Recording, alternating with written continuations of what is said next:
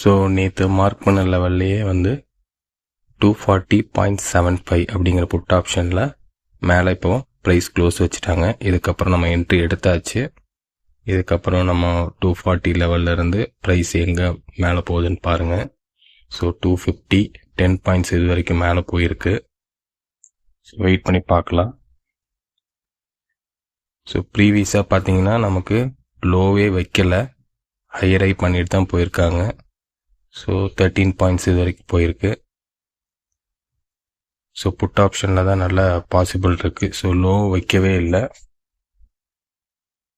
Opposite call option பாருங்கள், இங்கே ஒரு லோ வச்சுருக்காங்க, இங்கே ஒரு லோ.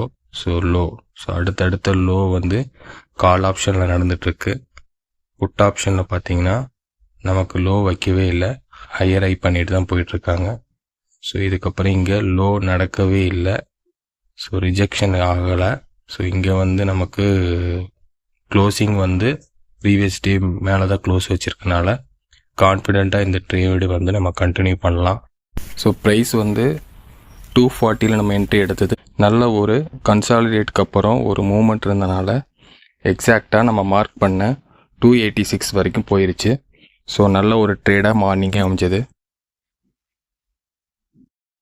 கான்ஃபிடெண்ட்டாக ஒரு ட்ரேடு எடுக்கணும். அந்த ட்ரேடு எடுக்கிறதுக்கு முன்னாடி என்னென்ன விஷயங்கள் நடக்குதுன்னு நம்ம பார்க்கணும். இந்த மாதிரி லெவல்ஸை நம்ம வந்து பக்காவாக மார்க் பண்ணி வைக்கணும். ஸோ இந்த பிரேக் ஈவன் லெவல், ஸோ அந்த பாயிண்ட்ஸு, நம்ம ப்ரீவியஸ் டே க்ளோஸு, அது கால் சைடாக இருந்தாலும் சரி, புட் சைடாக இருந்தாலும் சரி, இதெல்லாம் நம்ம பர்ஃபெக்டாக பார்த்துட்டு நம்ம ட்ரேட் எடுக்கும்போது 100% நம்ம வின்னிங் ரேஷியோ கிடைக்கும்.